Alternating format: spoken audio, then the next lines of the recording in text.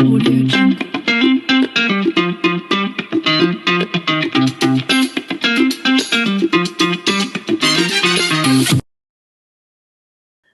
आई मायाळू असते, आई कष्टाळू असते, आई कणखर असते आणि आई चाणाक्षही असते. आणि तिच्या या चाणाक्षपणामुळे बऱ्याच वेळेला ती आपल्या मुलांचं येणाऱ्या संभाव्य धोक्यांपासून रक्षणही करू शकते. अशीच काहीशी कथा आहे तिघी या मराठी चित्रपटातील. नमस्कार, मी आशिष तांबे. स्वागत आहे तुमचं @फर्स्ट डे फर्स्ट शो मध्ये. तिघी या चित्रपटाचं कथा संवाद लिहिण्याचं काम केलं आहे प्राजक्त देशमुख आणि निखिल महाजन यांनी. कथा घडते पुण्यामध्ये. हेमलता रानडे यांचं घर दाखवलेलं आहे. ती भूमिका भारती आचरेकर करतायत. आईला कॅन्सर झालेला आहे आणि तो कॅन्सर लास्ट स्टेजला आहे. अशावेळी तिच्याबरोबर राहणारी लहान मुलगी जी भूमिका करतायत सोनाली, त्या कॅरेक्टरचं नाव आहे सारिका. आणि मोठी मुलगी जी मुंबईहून येते, आईचा कॅन्सर लास्ट स्टेजमध्ये आहे, ती भूमिका करतायत नेहा पेंडसे. अशा या तिघींभोवती गुंफलेल्या कथेचा चित्रपट आहे तिघी. हेमलता रानडे हे कॅरेक्टर करत आहेत भारती आचरेकर. पुण्यामधली एक स्पष्ट व्यक्ती, खाष्ट आणि कणखर अशी कोकणस्थ म्हातारी त्या सादर करतात हेमलता रानडे यांच्या माध्यमातून. ही म्हातारी जरी खाष्ट असली किंवा प्रसंगी अशी कणखर वाटत असली तरी ती तशी नक्की का झाली आहे, त्याच्या मागे नक्की काय काय गोष्टी घडलेल्या आहेत, हे सर्व जाणून घेण्यासाठी तुम्हाला चित्रपट नक्की बघायला लागेल.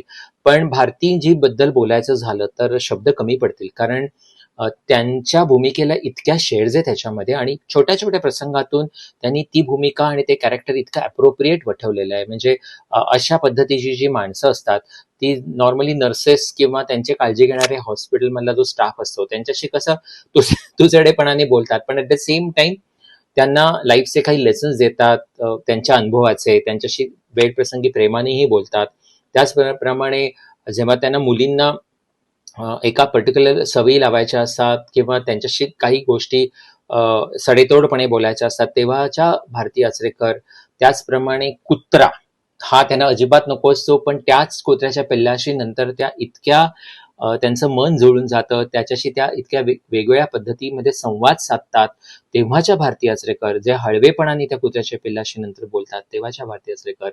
त्याच पद्धतीमध्ये जेव्हा त्यांच्यावरती एक प्रसंग येतो तो की जेव्हा त्या डिक्लेअर करतात की मी आता काही तुमच्या बरोबर घरात राहणार नाहीये, माझा जो शेवटचा काळ आहे तो मला अमुक अमुक एका वृद्धाश्रमामध्ये, जिथे माझी प्रॉपरली हॉस्पिटल प्रमाणे काळजी घेतली जाईल, तिथे सगळ्या मेडिकल फॅसिलिटीज असतील, अशा ठिकाणी तुम्ही मला शिफ्ट करा. आणि जेव्हा दोन मुली ह्याचा जाब विचारतात, असं का, म्हणजे आम्ही कुठे कमी पडतोय का, तेव्हाचा जो त्यांचा कम्प्लीट जो एक लॉंग शॉट आहे त्याच्यामध्ये त्यांनी जे सगळं त्या कॅरेक्टरचं वर्णन केलेलं आहे, म्हणजे ती बाई त्याच्यातनं ती किती कणखर आहे अख्खं आयुष्य कॅरी करताना, हा आणि आता मी हा निर्णय का घेते ह्याच्यासाठी जो काही त्यांचा एक लॉंग शॉट आहे, त्यातले जे काही त्या संवाद बोललेले आहेत, त्या संवाद नुसत्या बोललेल्याच नाहीयेत, त्या संवाद ऍक्च्युली जगलेले आहेत. त्याच्यामुळे हे सर्व पाहण्यासाठी तिघी हा तुम्हाला चित्रपट नक्की बघावा असं माझं मत आहे. जसं मी मगाशी भारतीजींबद्दल बोललो की त्या संवाद बोलत नाहीत, त्या संवाद जगतात, तेच वाक्य मी इतरही दोन नायिका ज्या ह्या चित्रपटामध्ये आहेत, एक म्हणजे सोनाली कुलकर्णी आणि दुसरं म्हणजे नेहा पेंडसे, या दोन्हीबद्दलही मी ते वाक्य परत रिपीट करू शकेन. कारण ही कथा 3 स्त्रियांची आहे. प्रत्येक स्त्रीला ज्या ज्या वेगवेगळ्या प्रसंगांना आयुष्यातून तोंड द्यायला लागत असतं, ती कशी झगडत असते आणि ती इथपर्यंत आलेली असते, याच्यासाठी ही तिन्ही कॅरेक्टर एवढी स्ट्रॉंग आहेत. सोनालीबद्दल बोलायचं झालं तर सोनाली लहान मुलीचा रोल प्ले करतात. सारिका हे नाव आहे त्या कॅरेक्टरचं. आणि आपल्या आईच्या आणि मोठ्या बहिणीच्या शॅडोमध्ये आपल्या आयुष्यातल्या बऱ्याचशा गोष्टी करायच्या राहून गेलेल्या आहेत, याचं एक खंत त्यांच्या आयुष्यात असते. आणि मग अशा वेळी त्यांचा चिडचिडा स्वभाव, आपल्या मोठ्या बहिणीशी वाद घालणे, तिच्याबद्दल गैरसमज निर्माण करून घेऊन त्या पद्धतीने तिच्याशी बोलणे, रूडली बोलणे, पण वेळप्रसंगी तिच्याशी प्रेमाने वागणे, हे सगळे नॉर्मली आपल्याला एका छोट्या सिबलिंगमध्ये पाहायला मिळणारी कॅरेक्टर्स आहेत. तर ही सगळी कॅरेक्टरिस्टिक्स त्यांनी पडद्यावर दाखवलेल्या आहेत.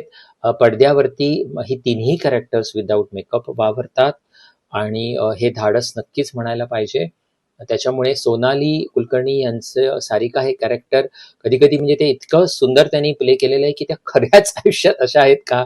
इतकी तुम्हाला शंका येऊ शकते. इतकं सोनाली कुलकर्णी यांनी हे कॅरेक्टर छान प्ले केलेलं आहे. त्याचप्रमाणे एक सुखद धक्का नेहा पेंडसे यांच्या फॅन्सना आहे, कारण नेहा पेंडसे यांची आत्तापर्यंतची जी इमेज होती, जी कम्प्लिटली ग्लॅमरस अशा रोल्समध्ये नेहा पेंडसे आपल्याला आतापर्यंत दिसलेले आहेत आणि इथे त्याच्या एकदम विरुद्ध स्वाती हे कॅरेक्टर त्या प्ले करतात, की एक मोठी बहीण दाखवलेली आहे, जी खूप जबाबदार आहे, जी हळवी आहे, जी प्रसंगांना सावरून घेणारी आहे आणि अशा वेळेला तिची लढाई चालू आहे आपल्या पर्सनल लाईफची मध्ये येणारे इश्यूज, फायनान्शियल इश्यूज प्लस आईचे इश्यूज, छोट्या बहिणीचे इश्यूज हँडल करताना वादविवाद तर होतात, पण तरीही ती प्रत्येक वेळेस समजून घेते, प्रत्येक वेळेला मोठ्या बहिणीसारखी सपोर्टला उभी राहते. सो या सगळ्या प्रसंगामधनं नेहा पेंडसे जे काही आपल्यासमोर सादर करतात, अप्रतिम सादरीकरण आहे त्यांचं या कॅरेक्टरसाठी, स्वातीसाठी. एक जो त्यांनी 2 प्रसंगामध्ये मुद्राभिनय केलेले म्हणजे त्यांचा बॉस हा त्यांच्याकडे वाईट नजरेने पाहतो आहे, पण काही गोष्टींसाठी त्याला दुरुत्तर करू शकत नाहीत किंवा त्याला तगडा रिप्लाय देऊ शकत नाहीत. ह्याच्यासाठी जे त्यांच्या मनामधले चाललेले द्वंद्व आहे, म्हणजे एका स्त्रीच्या मनामध्ये चाललेलं जे द्वंद्व असतं ते जे त्यांनी दाखवलंय मुद्रा अभिनयाने, कमाल आहे. म्हणजे थँक्स नेहा की 2 गोष्टीबद्दल, कारण नेहा पेंडसे या चित्रपटाच्या प्रोड्युसर पण आहेत.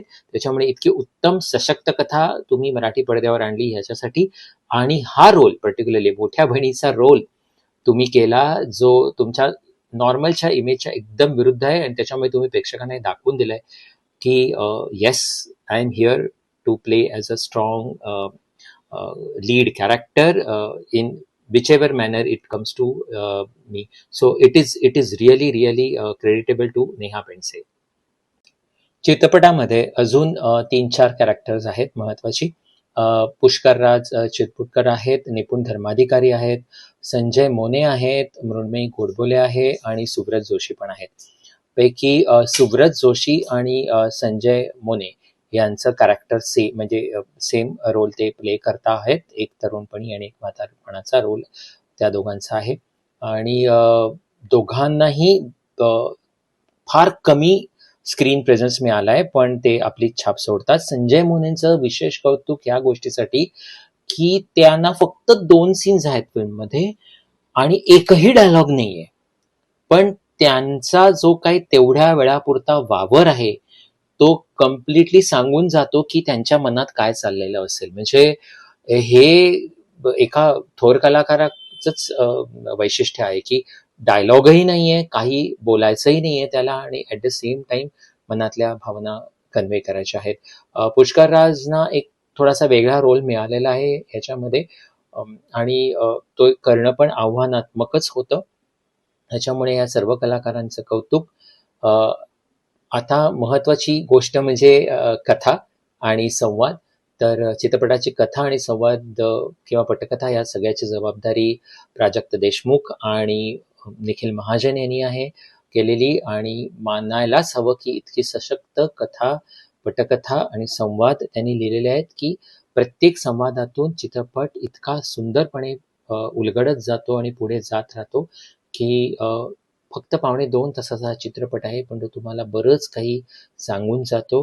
त्याच्यामुळे हा चित्रपट बघितल्यानंतर तुम्हाला नक्की जाणवतं की मराठीमध्ये सशक्त कथा येतात आणि त्या सशक्तपणे सादरही केल्या जातात आणि ह्याच्यासाठी नक्की आपण प्रेक्षक म्हणून सपोर्ट करायला पाहिजे. विशेष कौतुक दिग्दर्शिका जिजीविशा काळे यांचं, कारण स्त्रियांचे प्रश्न त्या एक स्वतः स्त्री आहेत, त्याच्यामुळे उत्तम पद्धतीने त्यांनी सादर केलेलेच आहेत आणि फ्रेम आणि फ्रेम त्यांनी अप्रतिम आपल्यासमोर सादर केलेली आहे आणि त्याचप्रमाणे कास्टिंग डायरेक्टरचं पण कौतुक, कारण सर्व कॅरेक्टर्स अप्रतिम निवडली गेलेली आहेत.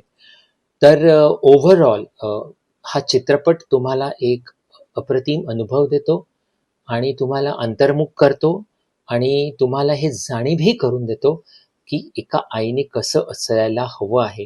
म्हणजे वेळ प्रसंगी ती खूप स्ट्रॉंग निर्णय घेऊ शकते, ज्या निर्णयामुळे तिच्या 2 मुलींचं आयुष्य, त्याचप्रमाणे नवऱ्याचं आयुष्य वेगळ्या जरी दिशेला गेलं तरी कसं सिक्युअर्ड होऊ शकतं. त्याच्यामुळे हा चित्रपट एक सुखद अनुभव म्हणून तुम्ही बघा. सुखद मी एवढ्याकरता म्हणतोय, की काय प्रसंग म्हणजे आपण कितीतरी वेळेला असे प्रसंग निग्लेक्ट करतो किंवा सोडून देतो आणि त्याच्यातनं नंतर पुढे काही भयंकर, भयंकर गोष्टी आपल्याला आयुष्यात भोगायला लागतात. असे आपल्या काही लोकांच्या स्वतःच्या आयुष्यात असे प्रसंग आलेले असतील, तर काही लोकांनी असे सांगोपांगी ऐकले असतील, की ओके असं-असं एखाद्याच्या बाबतीत घडलेलं आहे. आणि त्याच्यामुळे हा जो चित्रपटाचा विषय आहे, हा कुठेही हलक्यात न घेता तितका सिरियसपणे विचार करायला लावणारा असा हा चित्रपट आहे. त्याच्यामुळे at the rate first day first show कडून ह्या चित्रपटाला मिळत आहेत 4 स्टार्स. आणि नक्की हा चित्रपट तुम्ही थिएटरमध्ये जाऊन बघा. कारण इतके सशक्त चित्रपट जर का येत असतील, तर मराठी प्रेक्षकांनी पण त्याला सपोर्ट करायला हवा.